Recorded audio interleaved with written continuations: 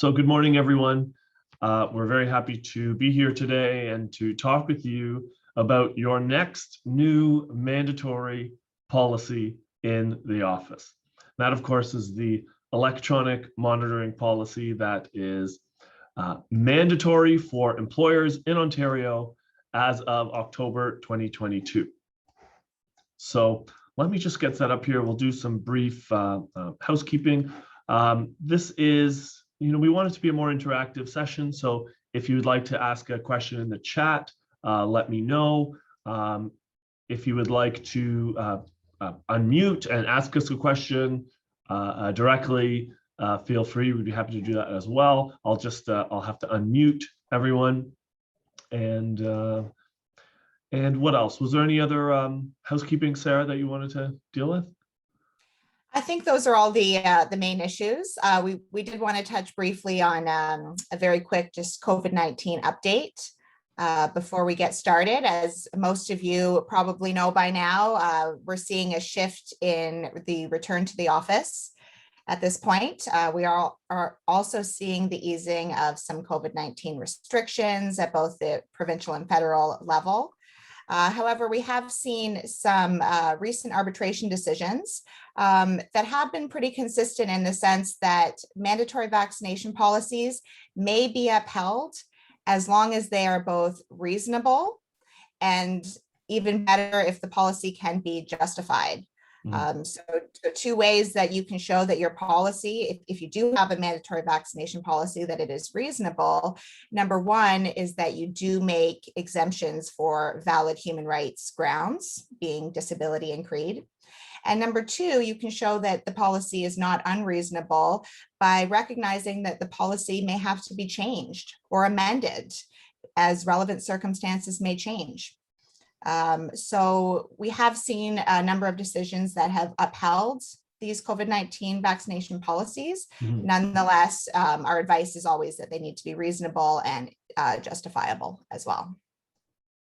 Yeah, definitely. And I think the key with that is, first of all, they're arbitration decisions. So it's in the unionized context, which applies to a lot of employees in Ontario, but not every employee in Ontario. So are those decisions binding on every employer in Ontario? No, but it gives some guidance to how judges, at the Superior Court, judges in the Court of Appeal, how they might deal with the same issue.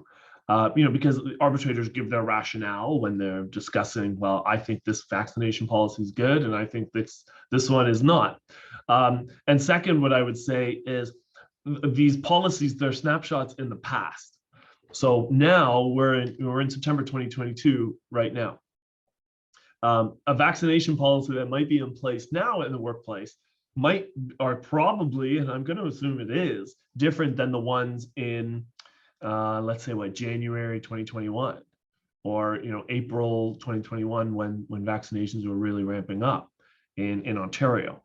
So like you said, Sarah, times change, policies have to change with that as well. So, so some arbitrators, they're calling a lot of vaccination policies reasonable. Some of them they're saying are not reasonable for certain reasons, especially where there's termination, a direct termination involved with it. So as time goes on, there will be more of those decisions. And of course, we'll keep you updated with that. I'll talk about the return to work because there are more and more employees now who are returning to work. Well, they haven't really left work, but they're returning to the workplace. So maybe I should change it to RTTW, returning to the workplace. And we've seen it, gradually, probably for the last, 12, 13 months. Since September 2021, it has been, increasing, those employees coming back to work. And there's definitely more of a push now for more employees to continue their work from the workplace. So generally, what we tell employers, and really it's set in the law, if an employee's original job was in the workplace, then an employer can require them to continue working from the workplace. It is, it's a standard term of their employment that they will do their job from the workplace and where that employer has their workplace. So a lot more, large companies, but also medium and small employers are now saying, okay, there's more of a push to have employees come back. There's, obviously a lot of discussion that are being had by employees with their employers, and I think those discussions are good. But employers can hold firm and they can say, we do require everyone to come back to the office. There may be some bumps in the road. There may be some, human rights issues that may be dealt with, and Sarah and I are dealing with that on a daily basis for all of our clients. So if you have any questions about, well, can my employees, can I force them to come back to work? Can we do this? We're always happy to have a chat on that. Sarah, do you want to talk about the newest COVID isolation rules that were announced this month? Perhaps you might be better abreast on those updates. Yeah, Sarah was just away on a well-deserved vacation, and I think that's when the changes came through. So the short summary of that is the forced period of isolation once someone has tested positive for COVID is no longer being enforced by the government of Ontario. So it's no longer a recommendation that people stay at home for 5 days after they test positive for COVID. It's no longer a requirement. They should wear a mask, and they can leave their home 24 hours after their symptoms have improved. So it's a lot different than mandatory 5 days plus you have to stay at home until 24 hours after your symptoms have improved. So we've been expecting this for a while.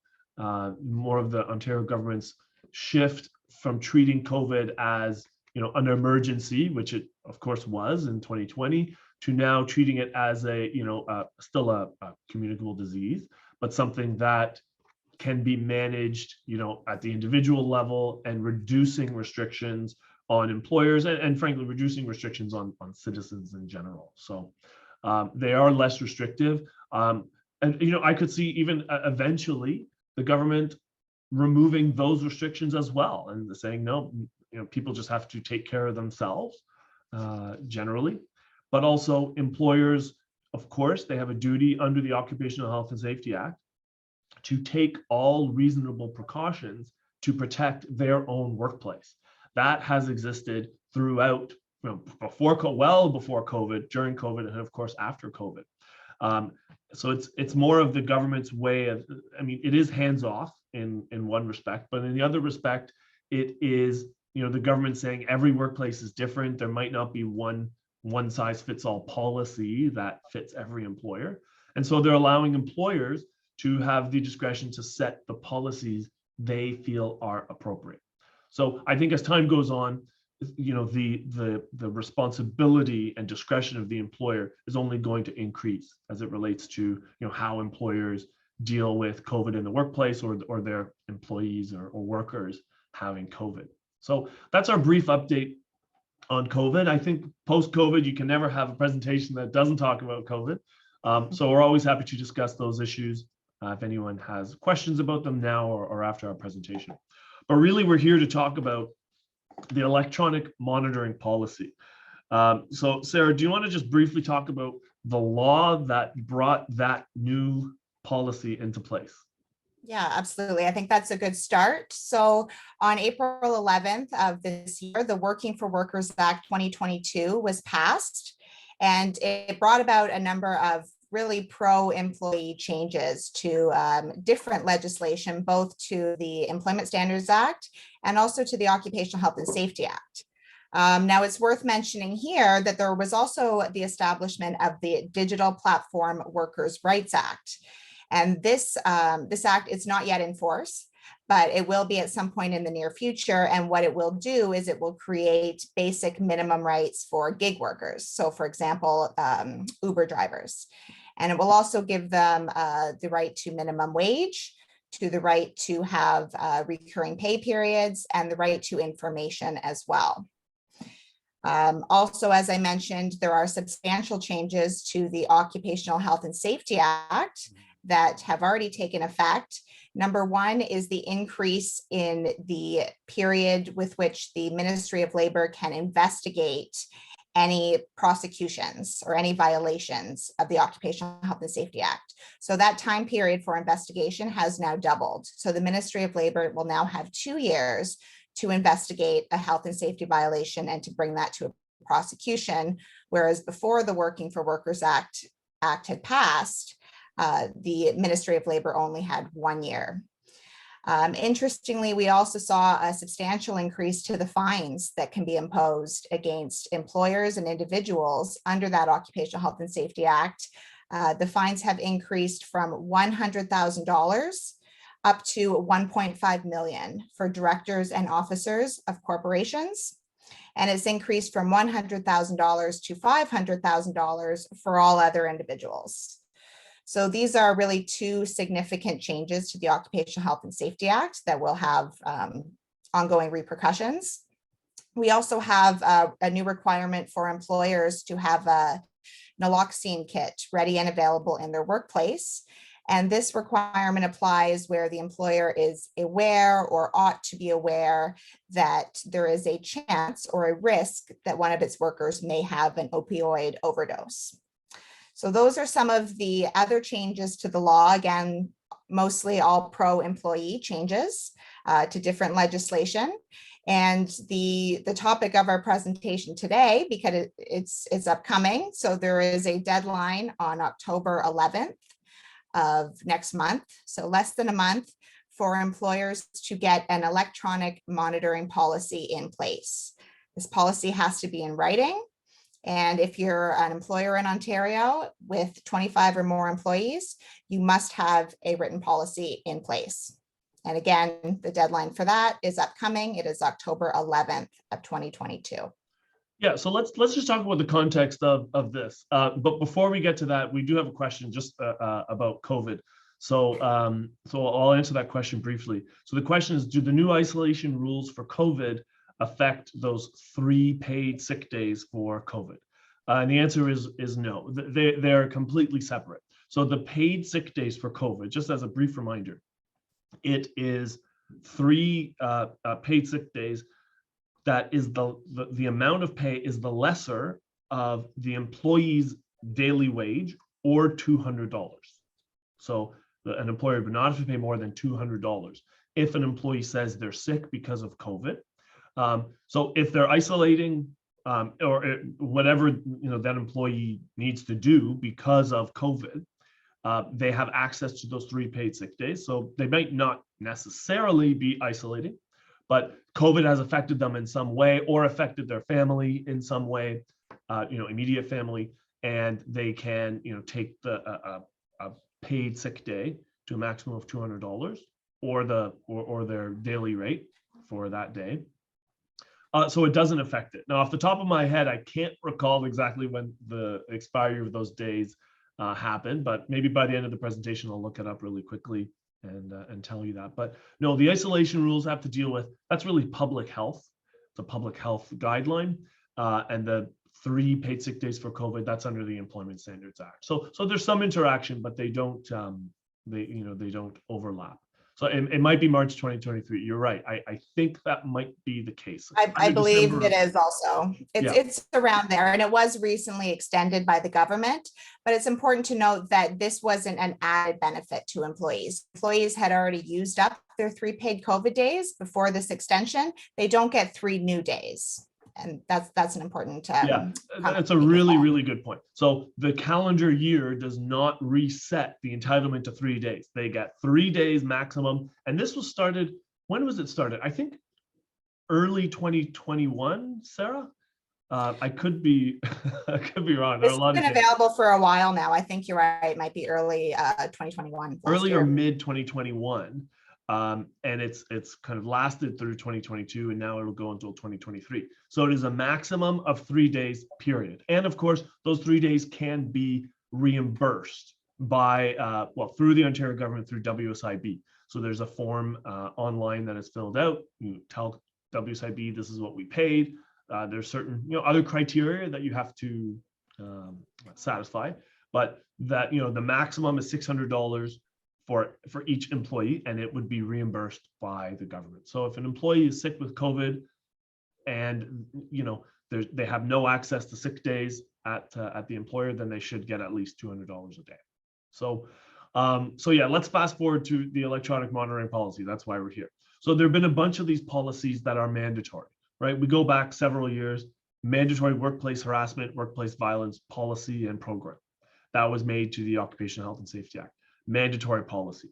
Right to refuse work, some say that's a mandatory policy as well. That's an important one. Then there was the right to disconnect policy if it applied to the employer. If the employer deemed it to apply, they have to have a detailed policy on the right to disconnect. So April 2022 comes along. This is only a few months ago, before the election. And the Ontario government says, okay, Ontario employers, if you electronically monitor your employees, you have to disclose it. So there are lots of employers who had already disclosed that they were doing it, they were disclosing it. It could even be, video and audio surveillance in a waiting room, right? That's electronic, and that could be considered electronic monitoring. And a lot of employers would disclose that. But there's other forms of electronic monitoring that may not have already been disclosed. And as of October 11th, if an employer does that, October 11th, 2022, they have to do that. So we want to drill down into the details of what that policy has to say. So Sarah, you've already identified, and like we just said, so the two key pieces of data, if an employer has more than 25 employees and they engage in electronic monitoring of those employees, they have to have a written policy and give it to the employees by October 11th. The number of employees matters. So we can kind of start with that, because for some employers, this might not apply to them. It might be a small business. They have 10 employees. They may electronically monitor those employees. This law does not apply to them. So the 25 employees, it does not just mean full-time employees. It means full-time, it means part-time, it means contract employees, casual workers, on-call workers. It doesn't necessarily include independent contractors, but of course, if the contractor has been misclassified and they're really an employee, then that might actually change the calculation of who is an employee. But any person who's paid wages are included. There is a special exception. Temporary help agencies, those employees are not included in the calculation of an employer's employees, because technically a temporary help agency employee is an employee of that temporary help agency specifically. Now, the caveat to that exception, which is true, so temporary help employees, they are not included in the headcount, but the electronic monitoring policies do apply to them because Right. They are included in the definition of employee under the Act. Exactly. And technically, the policy applies really to all employees. It's going to apply to your management level employees. It's going to apply to your executives, your probationary employees, even your employees who are on fixed term contracts. Right. However, the policies can be different for different positions or different groups of employees. So for example, you may have a different electronic monitoring policy for your workers who work out in the field or in the production area versus those policies that you may have that's more appropriate to your office workers or even your remote workers. Yeah, that's a really good point, Sarah. You can definitely stratify the policy. Remote workers may have, as an example, an employer may electronically monitor remote workers, but they might not monitor workers who work in the office, right? So as long as the policy explains that and those employees know that, those workers know, then you're satisfying the policy. And just one other point about the 25-person threshold, because we get questions about this all the time, and I see there's another question, and we'll address that. Each year, on January 1st of each year, that is when an employer has to decide, okay, if we have more than 25 employees, then the policy is required. And it's really, shortly thereafter, after there's 25 employees and you electronically monitor, then you have to have the policy in place. So if there's that change throughout the year, I believe it's, you have about 2 months from January 1st. So you have all of January, all of February. So by March 1st, you have to have the new policy if the amount of employees increase throughout a calendar year. So, And that assessment in terms of counting your number of employees is made on January 1st of every year. Now, in this year, 2022, the policy has to be in place by October 11th, but each year following, you're going to make that assessment on January 1st in terms of whether you have 25 or more employees, and the policy then will have to be in place by March 1st. right, exactly. Thank you. So let's move forward. So, let's say you're an employer, you electronically monitor your employees, you have at least 25. So we established that. So now the law says, okay, you have to have a policy. So Sarah, why don't you talk about, the kind of the definition and what is electronic monitoring, because this is, it's a requirement under the law. Absolutely. So the ESA actually does not explicitly define electronic monitoring, so we don't have a clear definition of it. Nonetheless, we do have some Ministry of Labor guidance that was released to us, I believe, mid-July of this year. And it basically has loosely defined what electronic monitoring may mean. And the Ministry of Labor guidance indicates that electronic monitoring can take many forms, and that it's really a broad definition that includes all forms of employee and assignment employee monitoring that is done electronically. So pretty self-explanatory. We know it's a very broad definition, and it can really include such activities as GPS monitoring, perhaps of a delivery vehicle. Can also include electronic monitoring of the sensors at grocery store checkouts to see, how many items that employee is able to scan per minute, for example. It also includes the tracking of websites that employees may use during work hours. And it can also include the electronic monitoring of key fobs in terms of entering and leaving the building. So it's a pretty broad definition of what electronic monitoring may encompass. But what's interesting is the ESA does not limit the employer in terms of how they use the information that is collected. So for instance, the purpose of an electronic monitoring of an employee's emails could be in order to determine their productivity, but that will not preclude the employer from potentially using that electronic monitoring to discover that an inappropriate email was sent, and then to use that information in a disciplinary hearing against the employee. So there can be multiple uses that the employer really can use the information that they gather towards. Definitely, yeah. And that's why we added the note there. There is no right to privacy of an employee in the Employment Standards Act. When an employee is at work, and actually we have some interesting cases we want to talk about a little later, but generally speaking, employees have a lower level of a right to privacy while at work, right? If they're doing something that's a part of their job, performing their job duties, the employer is entitled to know what they're doing. And so the question of whether the employer engages in electronic monitoring, it's key. Sarah, I think your examples were great. I think they, in my opinion, I don't think an employer should, I think an employer should err on the side of caution. And if they're not sure if something is electronically monitoring or not, I would say it's important for that employer to probably consider it electronic monitoring, right? Those are some great examples. I mean, other ones that I've heard of, I mentioned video surveillance, audio surveillance, right? It's electronic. It's saved as data, right? And that's really what I think what this comes down to. There's, you can retain data as, how many widgets an employee makes in a day, but it could also be, monitoring, where they are at any given time. And that's, like you said, Sarah, the GPS monitoring, which it really has increased, and especially in fleet vehicles, delivery vehicles.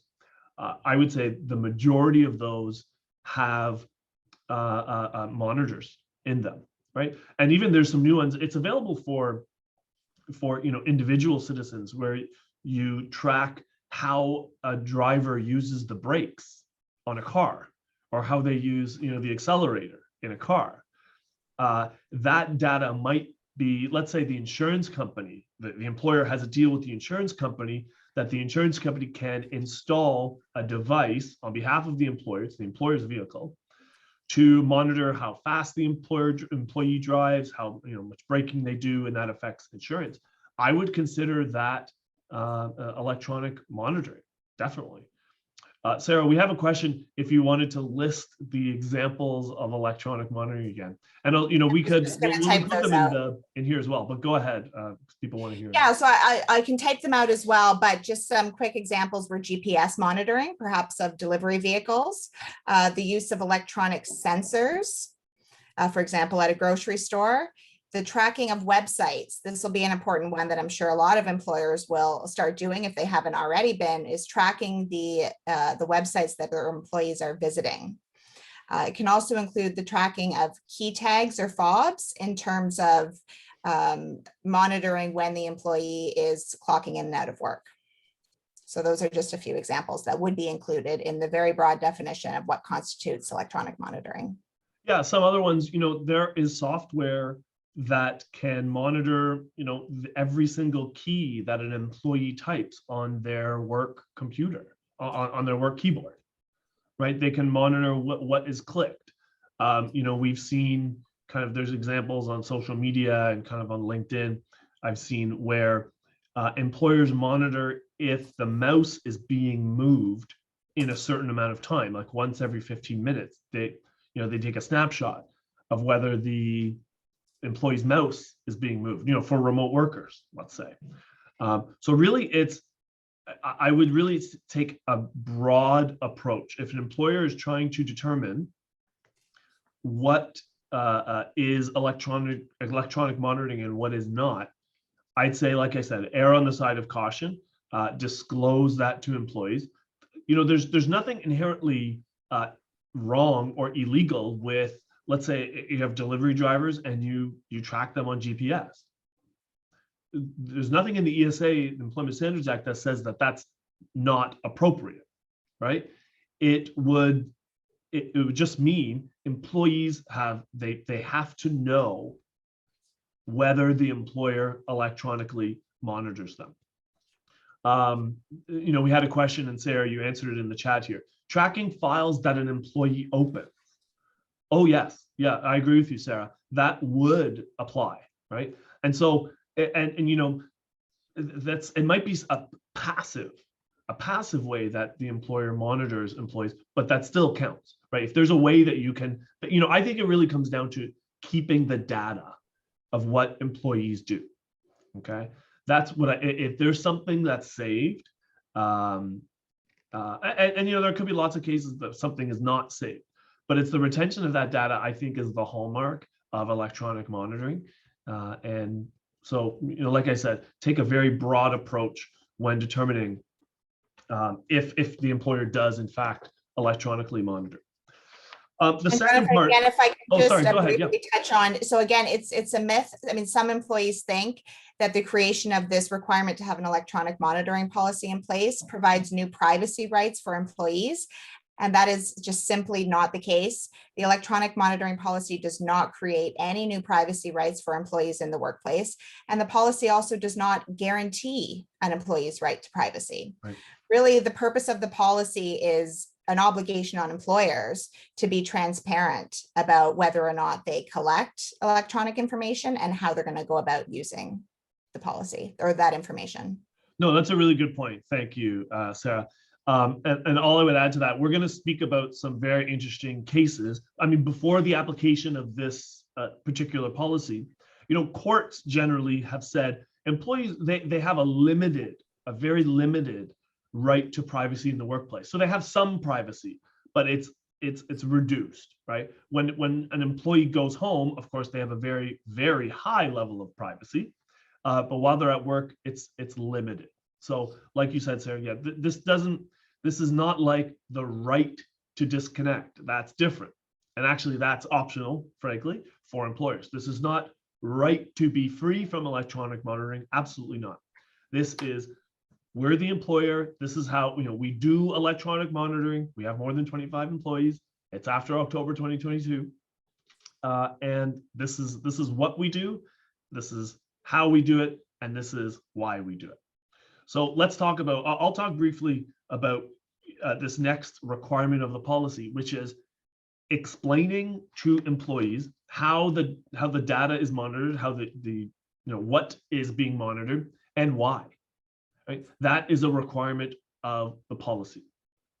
The Employment Standards Act doesn't say how much detail that has to be given. No, it's really it's what the Employment Standards Act says is a description of how the employer may electronically monitor, a description of circumstances, right? So if this, then that. If you're doing this, then that, right? Explaining the circumstances of how an employer might electronically monitor, and the purposes for how the monitoring or the data is going to be used. It doesn't say, the Employment Standards Act, these new changes does not say an employer cannot electronically monitor. That's nowhere in the Employment Standards Act. But if you do it, you have to say what you do, why you do it, and how you do it, right? So we do have a question in our chat box. Sorry, yeah. I'm supposed to add to the policy the reasons. So essentially, the short answer to that would be yes. You do need to disclose the purpose of why you're obtaining the information and how you're going to use it. So it does need to be explicit in that regard. And speaking very generally, like, so we could brainstorm some of the reasons why an employer might electronically monitor. And actually, some of them you've already mentioned. Sarah, you mentioned productivity, right? Like you want to monitor how many widgets an employee makes, or you mentioned actually, at a grocery store, they might monitor how many, barcodes an employee scans in the average hour. They have an 8-hour shift.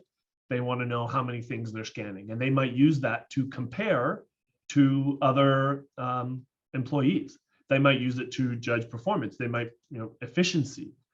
They might use it to monitor when an employee takes breaks, to double check when they take breaks. So can you think of any other reasons why an employer, like the reasons an employer might want to monitor? Could also perhaps be security reasons as well. Oh, yeah. To potentially monitor any threats, or to know, to be monitoring perhaps where an expensive tractor is being taken, for example. 100%. I mentioned, vehicle insurance. GPS tracking on cars is a lot more common now, I think, than it ever has been. There are a lot of companies who do that.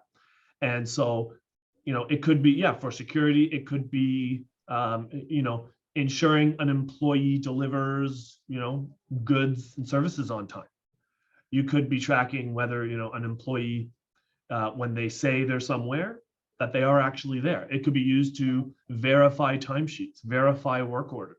It could be used to confirm deliveries, for example, right? And actually, in terms of GPS tracking for vehicles and possibly even for people as well. Let's say you have a bike courier, you might give it to the person. There is so much that can be done there, and I've seen the software. You could make it so that you place like a geo fence on a map. You say, okay, every time that this GPS tracker crosses over this certain geo fence, it could be, when they make a delivery, from part A to part B, when they cross over, an email is sent automatically saying, okay, that person has entered there. So it could be used, to track, how the employee uses their time, the efficiency. There are many, many different reasons. And there's nothing in the Employment Standards Act that says an employer can't do that. An employer can track it as long as they're being reasonable. And reasonableness, pervades really everything in the law, including employment law. But it's really about how and why it's being done, right? That's the key behind that policy. And the last part is the date of the policy and updates. So what does the law say about that, Sarah? So in terms of the deadline, we know that it must be in place by October 11th, just next month. When you're hiring any new workers, you need to make sure that you provide them with a copy of the written policy within 30 days of the start of their employment. Now, for assignment employees, they must be provided with a copy of the policy within 24 hours of starting their role as well. If there are any amendments that you make to the policy, perhaps after the first year, there are some changes you want to make. You also have to make sure that you give employees 30 days notice. So when you give them a copy of the policy, that you let them know that the changes will come into effect after 30 days. Yeah, that's a really good point. Informing new employees about policies. So Sarah, let's talk about that, because this applies to this policy, but it applies to a lot. It applies to the right to disconnect, workplace harassment, workplace safety, even, vacation and bonus plans. Sarah, what are your thoughts on employers including those policies, those important policies, as part of an employment offer? What do you? I think it depends on the policy. One policy that we have seen in employment contracts is that of mandatory vaccination. So usually that's something that's a very stringent job requirement. That's something you would expect to see in an employment agreement. The electronic monitoring policy perhaps doesn't need to be included explicitly in an employment agreement. Obviously, there would be a provision in there that they agree to comply with all of the employer's reasonable workplace policies. But in terms of being included in the agreement, it may or may not be necessary. Every workplace is different. We always say that. Yep. But I would say it's good practice to provide your new hires with a copy of really all of your employment policies at the time, and make sure that you give them an opportunity to review it. If you need to print off a copy for them, just make sure that they've had the opportunity to review it and ask any questions if they have any questions about any of the policies, really. So I think that's important practice. Make sure they're aware of the policies and make sure they actually receive copies of them. Yeah, that's pretty standard. It's, on the first day, the employee has to sit in their office or in the lunchroom or wherever and read, this much, of the policies. I think there are probably, now there are some policies I think I would just regularly include in job offers, right? For sure, the right to disconnect policy, if it's a more significant policy that the employer chooses. I mean, we've talked about that in other presentations, Sarah and I would say include it. I would say if there's a more stringent vacation policy, I wouldn't call that really confidential, proprietary type policy. I would say include it in the offer, right? The offer already should have a copy of the ESA poster, right? That ESA poster, it must be given to new employees within 30 days of hire. So the law doesn't say you must give it to them at the time before they sign their contract. But let's say we come up with a hypothetical where an employee, takes offense to being electronically monitored, and they're going to say, well, I didn't know I was monitored. Well, the employer would say, well, it's included in our office policy manual, and so they're deemed to have read it because they signed a piece of paper saying they read it. But if it's a part of the job offer, if an employee truly is offended or they don't want to do that, they can make a decision not to work. Right? It's informing the employee. It's like, this is what we do, and they know from even before the time they signed the contract, we have proof that they were aware of this very important policy and that they agreed to it. If there are changes, of course, there has to be, those changes have to be passed on to the employee.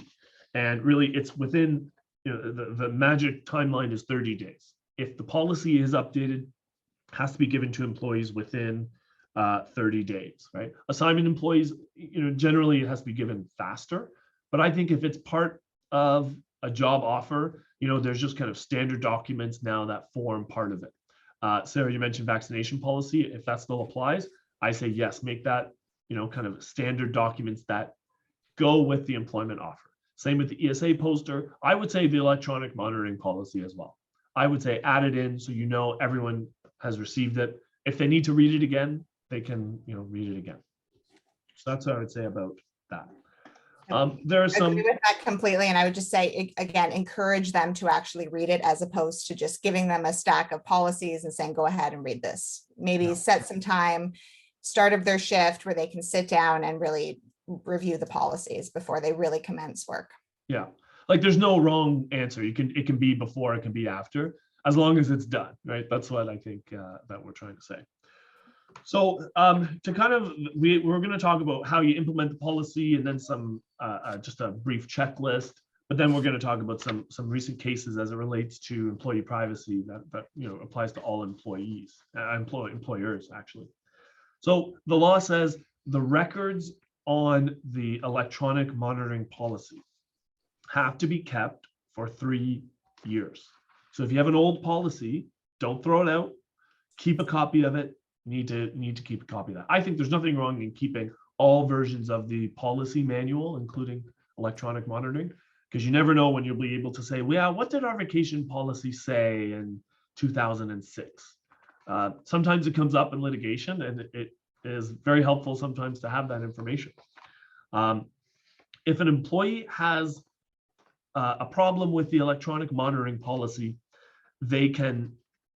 an employee can go to the Ministry of Labor to make a complaint, but the only thing an employee can complain about in relation to this electronic monitoring policy is if they were not given the policy within the specific time period. That's all they can complain about. There's nothing, the Employment Standards Act does not say they can complain if it's overbroad or if the employer didn't enforce it properly or things like that. No, they can just say it's just an extra kind of checkbox that's added on the complaint form, probably under ESA poster. ESA poster not given, yes or no. Electronic monitoring policy given, yes or no. That's what the employee can complain to the Ministry of Labor. But there may be other complaints that an employee has in relation to how it's implemented in court, right, in the common law. So really, if there are internal complaints, and most employers have this set up already, but if you don't, I would say an employer should have an internal way to deal with complaints, on that policy, but really on any policy. It's important to have. So keep the policies, keep the old drafts, and make sure there's a way for employees to, express their concerns or comments with this policy and any other policy.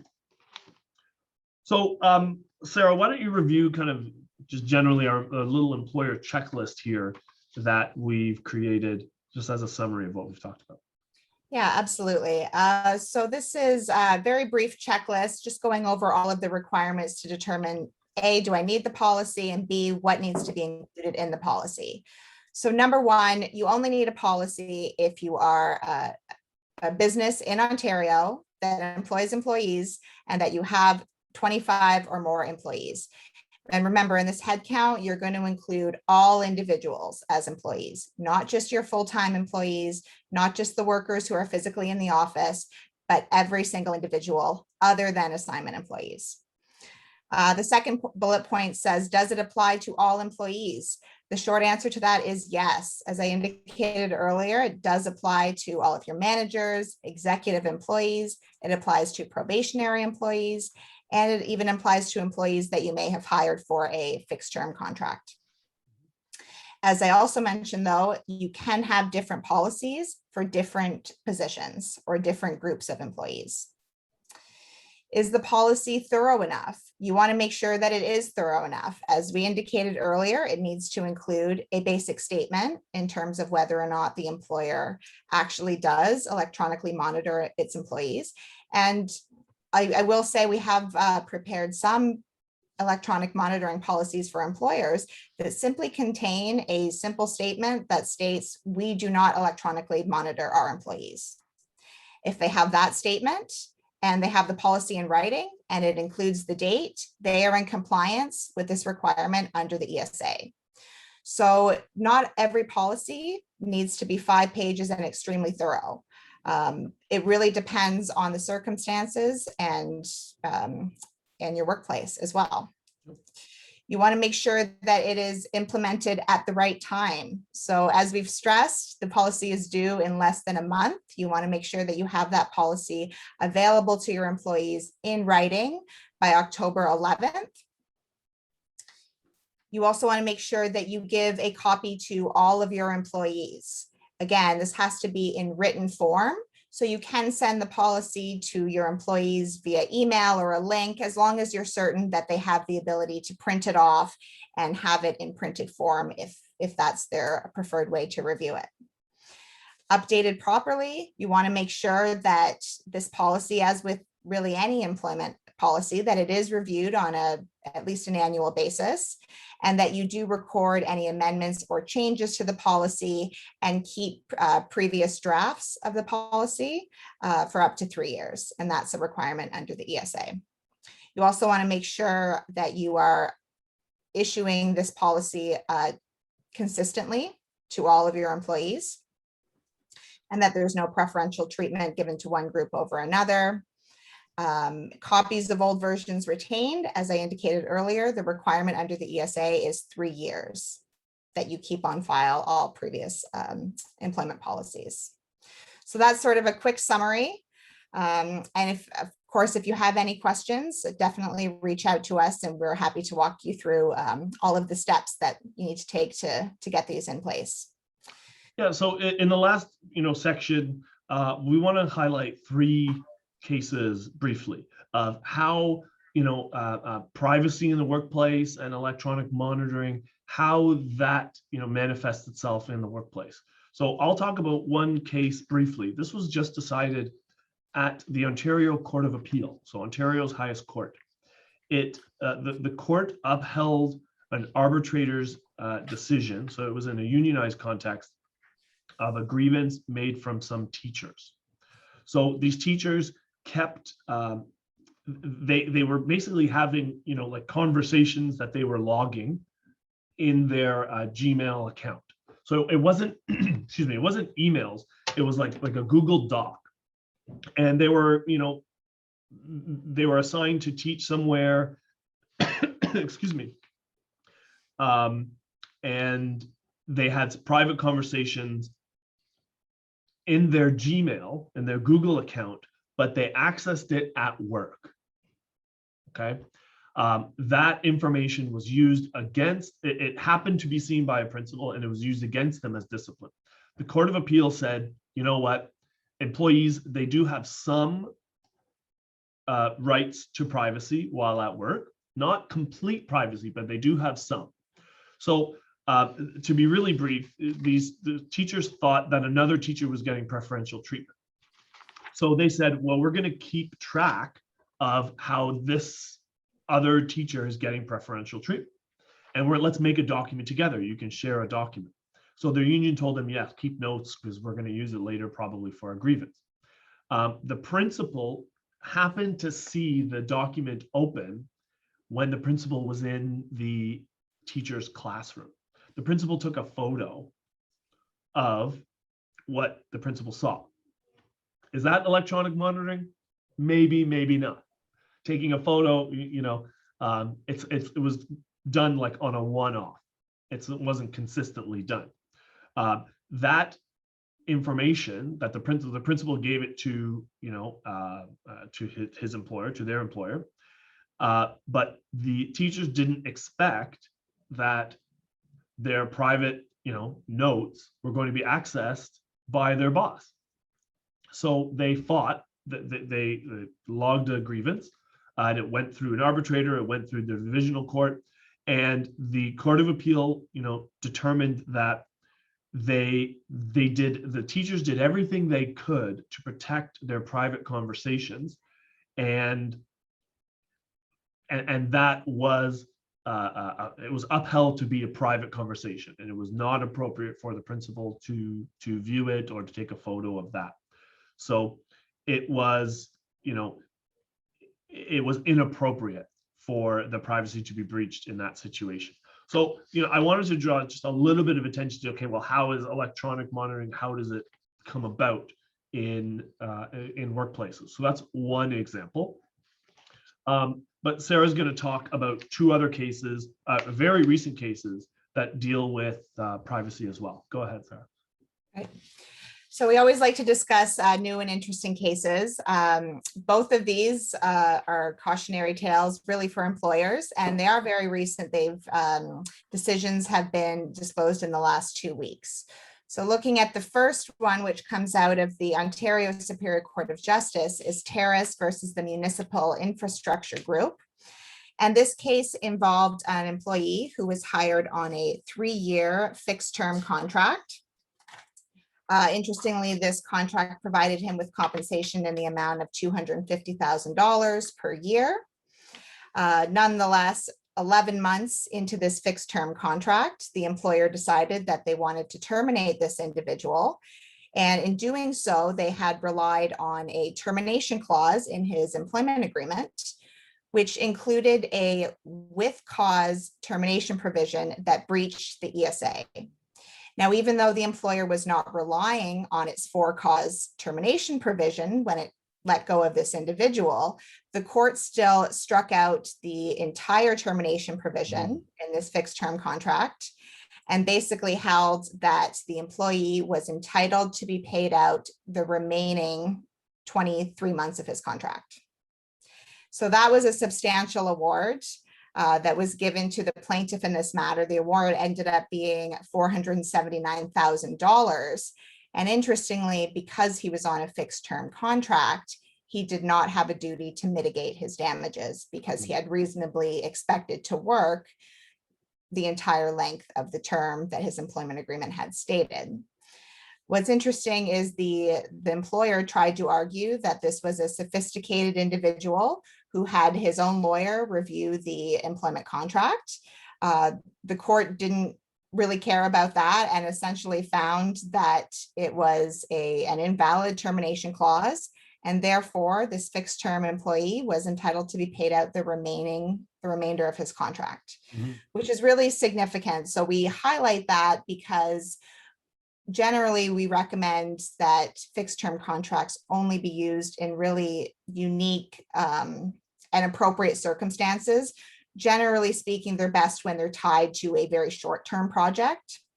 And generally speaking, we may not always encourage a 3-year fixed term contract, because one of the pitfalls of that is if you terminate early and you don't have an enforceable termination clause in your agreement, the employer could be liable to pay out the remainder of that contract. Yeah, and all I'll really say about that is the law has been clear for many, many years. If an employee expected to be paid for X years under a contract, the court says they should be paid, right? So just as you said, Sarah, well, the contract could have a termination clause in it, that the contract could be ended early. Well, in that case, I say, well, what is the point of even doing like in this case, a 3-year fixed term contract if the employer wanted an option to terminate early?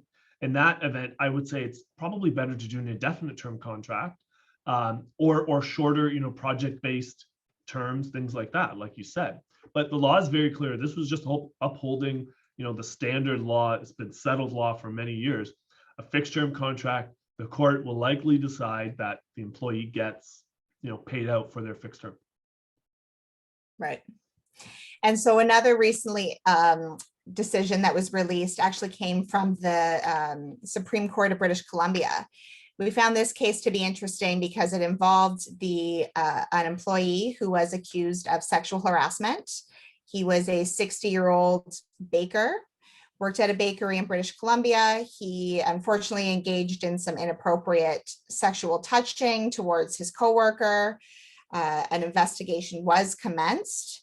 He was found guilty of having committed the sexual harassment. The plaintiff did apologize to his coworker. However, the employer took it a step further. So they asked this individual to sign an affidavit, which was in English, and that's notable because this employee, his first language was not English. I believe he was Korean. So the employer was essentially forcing him to sign an affidavit in English that explicitly admitted to sexually harassing his fellow coworker. The court found that this was egregious bad faith behavior. And despite the fact that the employee had committed a sexual harassment, it did not excuse the employer from trying to coerce him into sign this legal document. And one of the purposes for him signing that document was that the employer had intended to use it to press criminal charges against this employee. So I highlight this case because it's a good reminder to employers that even if your employee has engaged in really despicable acts, you still need to make sure that you're treating that employee in good faith throughout the investigation and even in a termination, if that's the decision that you're making. In this case, the employer was hit pretty harshly with a punitive damages award against them in the amount of $25,000 for how it handled this investigation and specifically how it treated this individual. Yeah, and with that one, and I heard about that case. It's a very, very recent case. The employer specifically wanted, and wanted the signed affidavit, like a sworn statement that that is true. A legal document. Yeah, it's a very legal document. But the employer is not the one even who could press charges, right? Really, it's the Crown that presses charges. An employer can't decide whether an employee is charged criminally with an offense. Of course, they deal with discipline within the workplace, 100%. But they were really, really reaching, right? And like I said at the beginning, reasonableness pervades the employment context. If an employer acts reasonably, a court will likely side with what they're doing. Now, the definition of that, obviously, it's context specific, it's fact specific. But what was the purpose of of the employer insisting that this employee whose English was not their first language, that they sign a document saying, yes, I admit to this potentially criminal act in the eyes of the employer? There was really such a disconnect. And like you said, Sarah, the employer they were ordered to pay additional punitive damages. So yeah, I would say that's a significant case, and it's a cautionary tale for employers. Yeah. Well, that's really everything we wanted to talk about today. If there are any additional questions related to electronic monitoring, the other occupational health and safety issues we talked about at the beginning, or COVID, now's a good chance to put them in the chat. Otherwise, feel free to email us. I've put our emails here on the screen. We'd be happy to answer any of your questions. I don't see that there's any other questions, and we're just about out of our time here. So we appreciate you attending. And if you have any other questions, let us know. Thanks, everyone. Okay. Have a great day. Bye-bye. Bye.